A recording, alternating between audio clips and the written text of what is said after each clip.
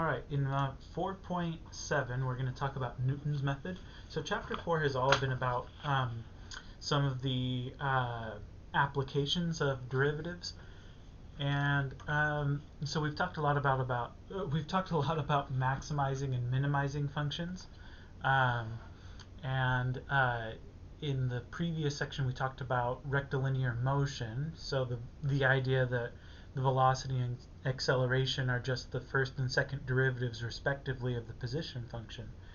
Another application of differentiation, and of course we've talked about applications of differentiation in previous chapters as well, but another application of differentiation is Newton's method. And the idea behind Newton's method is that it's a way to approximate the roots of equations. And the idea is that, we can't always find the exact solutions. Like, you can always find the exact solutions of a degree 1 polynomial, right? That's pretty straightforward. A degree 2 polynomial, just use quadratic formula. That's not a big deal.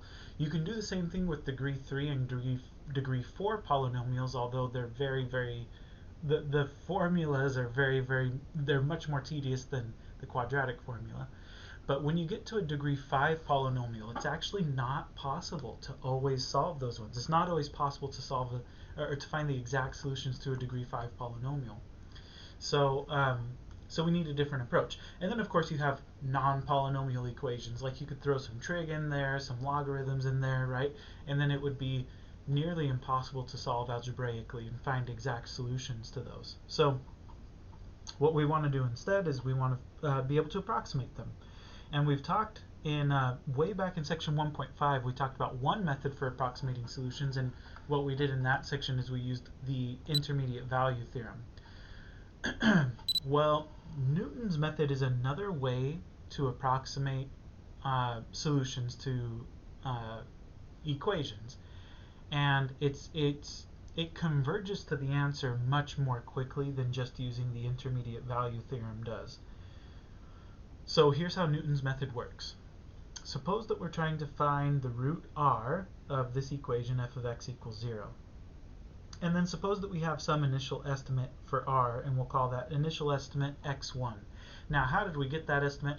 One way that you might get the initial estimate is by using intermediate value theorem, right? So you could see, well, if you set the left-hand side of this equation, so if you set the f of x part, if you just look at the f of x part and you say, well, where is it negative and where is it positive? If you can find two such values where it changes sign, then you know it has to have a root somewhere in between, right? So you can use the intermediate value theorem to find your initial guess, your initial estimate. Or you could look at a graph. You could pull up a graph of it on Desmos and come up with an estimate that way. But let's say that x1 is our initial estimate. Now, if f of x1 equals 0, then we're done, right? That's the root. Otherwise, what we're going to do is we're going to simplify our equation here, which I'm imagining f to be some very nasty kind of equation. But what we can do is use a local linear approximation to approximate f. So we're gonna use a local linear approximation for f at x1, and then we're going to solve. If you call that equation y, then we're going to solve y equals 0. In other words, we're going to find the x-intercept of the equation y equals 0, where y is the local linear approximation for f at x1. That equation we're guaranteed to be able to solve, and the result is most likely going to be a better approximation. It's not always a better approximation. There are some details here that sometimes Newton's method doesn't work. And in order to understand really fully where Newton's method could fail to work, you really should take a course in numerical analysis. So we're not going to get into it in a ton of detail here.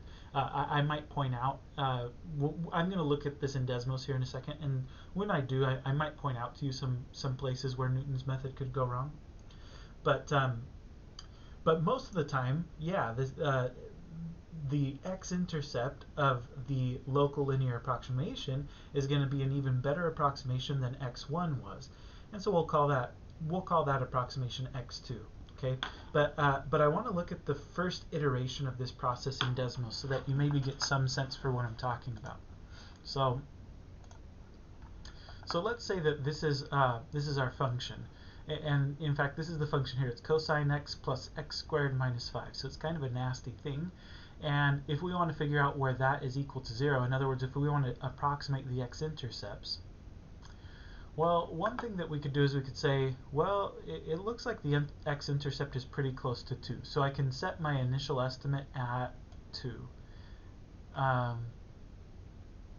Okay, at 2. And here they're calling the initial estimate x naught, and we were calling it x1 a second ago, but it's the same idea.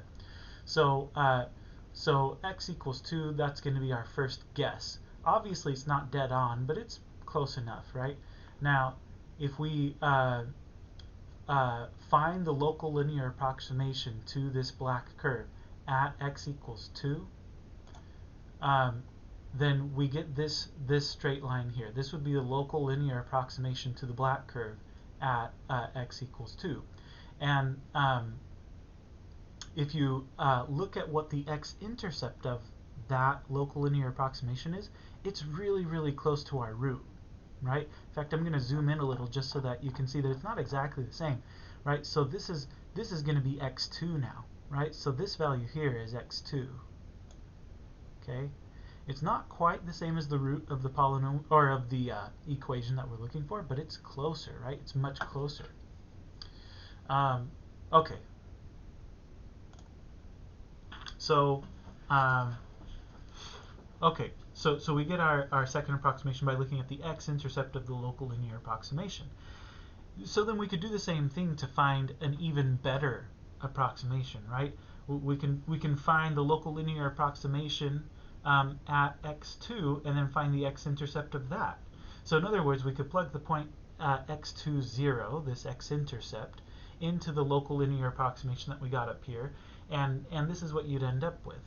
And now if you solve this equation for x2, you get this formula, and that kind of tells you that kind of gives you some notion for what the general formula is going to be, right? So if you want to find x2, you just say, well, it's x1 minus f of x1 divided by f prime of x1. So it stands to reason then that if you want to find x3, right, the third, like an even closer approximation, you would just do x3 is x2 minus f of x2 divided by f prime of x2. And then more generally, right, you're going to get better and better approximations the more you iterate this formula, right? So in general, if you want to find the n plus first sort of entry in this sequence, then you would just do xn minus f of xn divided by f prime of xn. This is going to converge to the real solution. Okay, it's going to converge to the root. Most of the time, not always, but most of the time that's going to converge to the root, and it's going to converge really, really quickly. It's going to converge much more quickly than the intermediate value theorem converges to the root. So it's a good way to get a fast approximation for a root that you don't necessarily know how to get by hand, right? That you don't know how to get algebraically. So let me take you back to Desmos, right? So this was x1, now this is x2. If we do another iteration, right, you do the local linear approximation to the original curve at x2, and this is this orange line, which you can almost not even tell the difference between the orange and the black at this point, but there is a difference, right? The orange thing is a straight line, and the black thing is still the curve. But if you find the x-intercept, of that local linear approximation in orange, look how close it is. Look how close it is to the actual root of this equation. In fact, we have to zoom in really far before you even see that it's not exactly the same, right? So that's just after 2 iterations, right? You do this a third time, oh man, we get even closer, right? You find another local linear approximation, you find the x-intercept, and oh man, you have to get in really close before you see that it's not exactly the same. But yeah, it's not quite exactly the same. But you know, you can keep doing this and get better and better approximations. So so that's kind of interesting. I want to take you back a little ways and say, you know, this is what you get when your initial estimate was 2, which is already pretty close to the root. But if it was a little further away, like if your initial estimate was like 0.8, you still end up honing in on the correct solution, right? So here's your first guess, and then your second guess, and then your third guess, and then your fourth guess. And then we never did the fifth iteration, but there's your fifth guess, and it's like right on the money, even though you started relatively far away. Or you could start kind of on the other side, I guess. You could start over here, and still you would get closer and closer. Right, with each iteration, your estimate for the root gets better and better and better, and it converges to it so quickly. Now, let me just give you one place where it could go wrong. Let's say that you choose your initial estimate to be 0. Whoa, 0. There you go. Notice that all of the other iterations disappear. Well, the reason the other iterations disappear is because the slope of the tangent line right at 0 is itself 0. So if you're looking at Newton's method here, and you're looking at the formula for Newton's method, if you're looking at the formula for Newton's method, that means that you have to divide by 0, which is undefined. So you can't find the rest of the iterations, right? So that's one way that Newton's method could go wrong. Another way that Newton's method could go wrong is that you can maybe choose a different value from 0, but maybe if, like, let's say that x3, let's say that f prime of x3 is 0 for whatever reason, well then you're not going to be able to find x4, x5, x6, and so forth. And there are other ways that Newton's method could go wrong as well, but they're pretty rare. As long as your initial guess is fairly close to the root, you're gonna be able to hone in on it.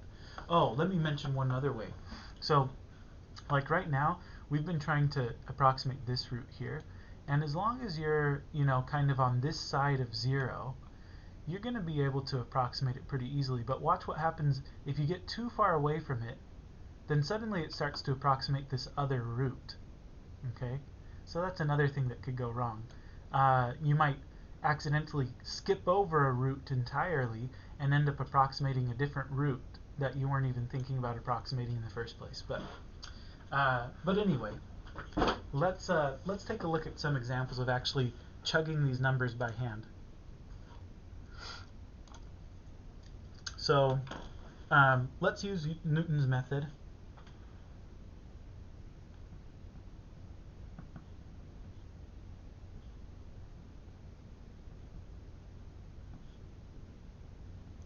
Let's use Newton's method to approximate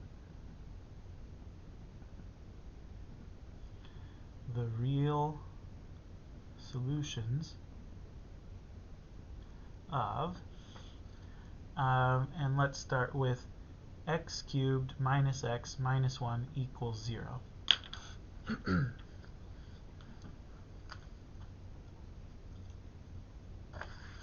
Okay, so to get an initial estimate, like I said, one thing that you could do is you could just look at a graph of this function in Desmos, okay, and then get some sense for where the roots are.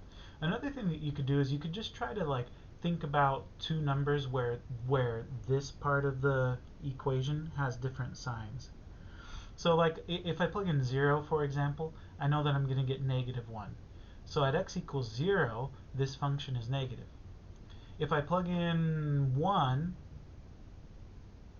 is that going to do it? No, 1 is still good. If I plug in 0, I get negative. If I plug in 1, I'll get 1 minus 1 is 0 minus 1 is still negative. So I guess 1 doesn't work out very well. If I plug in 2, I get 8 minus 2 minus 1. That's positive. Okay, so there you go. So if I plug in 1, the function is negative. If I plug in 2, the function is positive. And that tells me that I must have a root somewhere in between. Okay, so I'll say note. since f of 1 is negative and f of 2 is positive, the intermediate value theorem says there's a root in between.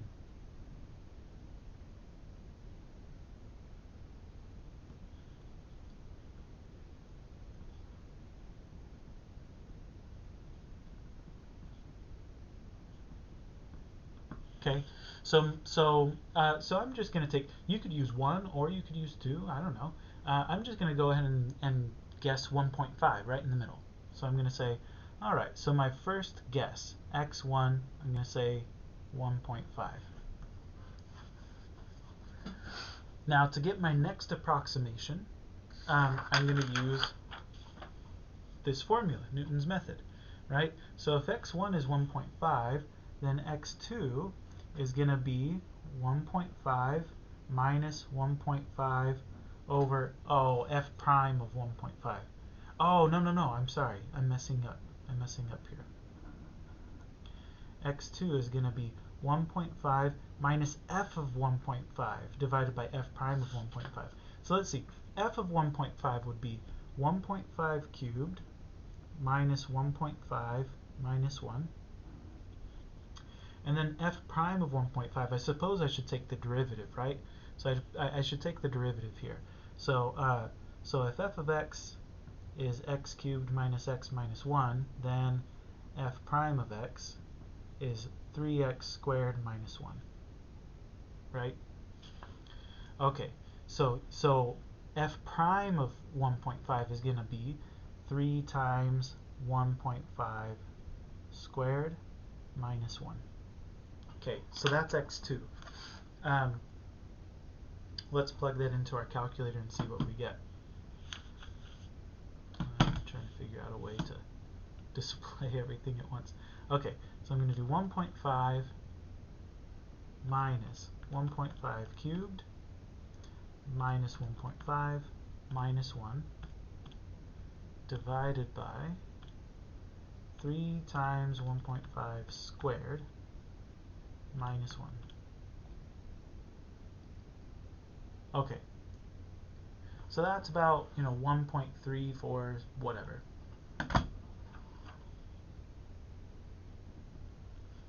In fact, I can do this on my calculator. I can go and get a whole bunch of digits. So that's like 1.34782608695565, and I'm sure it goes on and on and on from there. Okay, so there's x2. What about x3? Well, x3 is going to be x2. I'm not going to write out this number a whole bunch of times. Okay, I'm going to show you what I do in my calculator here in a second, but it's going to be x2 minus x2 cubed minus x2 minus 1 over 3 times x2 squared minus 1. And so here's what I'm going to do. So I'm going to use the answer key on my calculator so that it'll just iterate the answers kind of automatically. So I'm going to say x3 is, well, it's x2, which is stored right there. So if I call that, if I hit my answer key, then it's going to be x2 minus x2 cubed minus x2 minus 1 divided by 3 times x2 squared minus 1. You see, and it stores all of those digits and it puts them all in for me. I mean, it's beautiful, right? And now what's really nice about this, so look, so I'll write down my answer. I'm going to say this is approximately 1.3252 blah blah blah. Okay, what's really nice about this is now to find x4 I can just hit enter again. See, because it's going to take my answer from the previous, it's going to take this answer and plug it in here to the formula again, right? So my calculator will now automatically generate these things.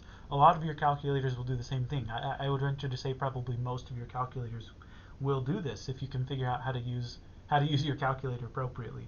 If not, then you just have to sit here and enter a bunch of digits, and you're going to have a very tedious time doing your homework. Okay, so there's x4, x5. Oh, see, we've already like reached the storage maximum capacity sort of my calculator.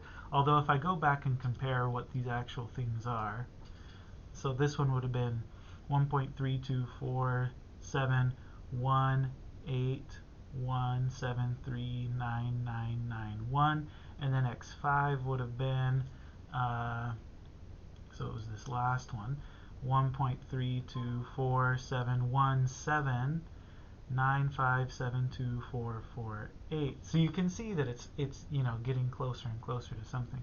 Anyway,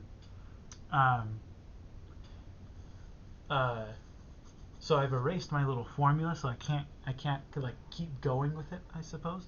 But well, I mean, I could. I would just have to enter all of that stuff into my calculator again, and I don't really want to. I don't want to enter it in again. But you see kind of the idea, right? So, you know, rounded to 5 decimal places, it's 1.32472. Okay. If we wanted to get more accurate than that, then we could, right? We could just keep going with the iterations. So that's the idea there. Let's do another one. So let's use Newton's method to approximate the real solutions of cosine x equals x. Okay. All right. So this is the last example I'm going to give you. So kind of a short section, just a couple of examples here. But here's what I'm going to do. First and foremost, I'm going to move everything over.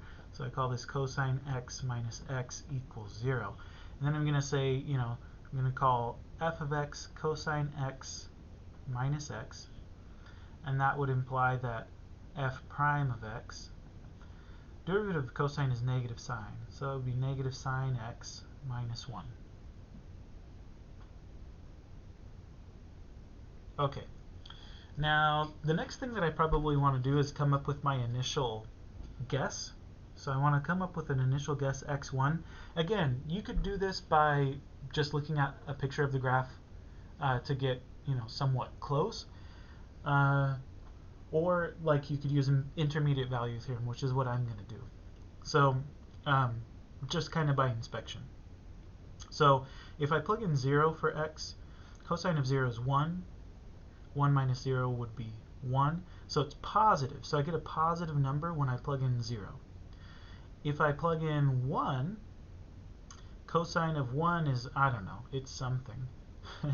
but it's some number between 0 and 1. So when I subtract 1, I'm going to have a smaller number minus a bigger number that's going to be negative.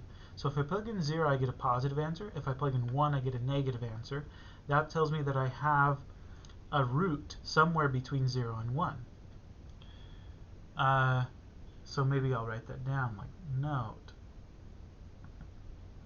f of 0 is positive and f of 1 is negative. So there's a root between 0 and 1. 0 and 1. Okay, so I don't know, 0.5 might be a good guess to start with. So I'm going to start with x1 equals 0.5. Okay, and then for x2, it's going to be 0.5. I'm using this formula, right? So it's going to be 0.5 minus f of 0.5. So it would be cosine 0.5 minus 0.5 divided by f prime of 0.5. So that would be negative sine of 0.5 minus 1. Okay, let's see what we get.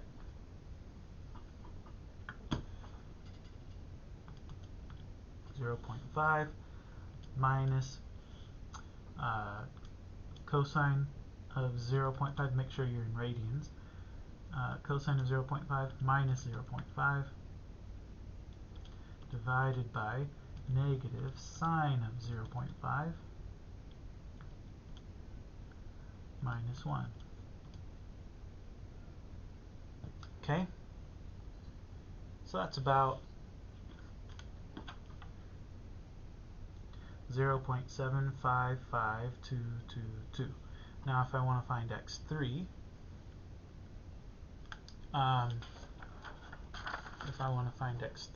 then I'm going to do the same thing, but this time I'm just going to use my little answer thing on my calculator. Right, so I'm going to say it's answer minus cosine of answer minus answer divided by negative sine of answer minus 1. And let me just check it to make sure that it all got in there the way I intended. Yeah, that looks good. Okay, so I get 0.739142.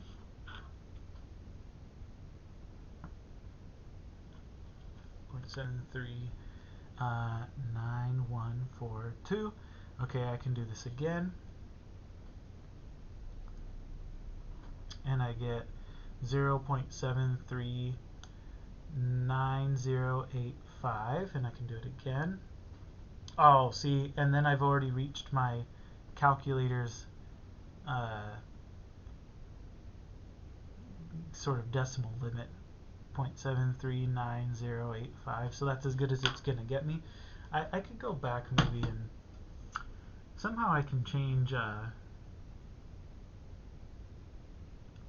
somehow I'm able to, I know that I'm able to change how many decimal places this goes out, but I'd have to play with it. Again, I could go back and highlight these. Maybe I'll just do this a couple more times. Oh, shoot. Oh, well, I've lost the ability now. Okay, well, oh well. But I can go and I can at least see what that one was compared to that one.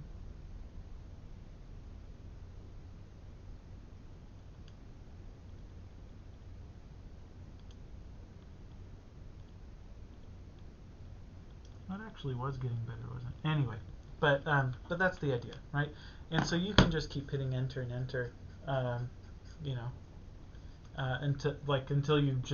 until your calculator starts spitting out the same number, right, over and over and over again, which mine does pretty quickly because it only stores 6 digits.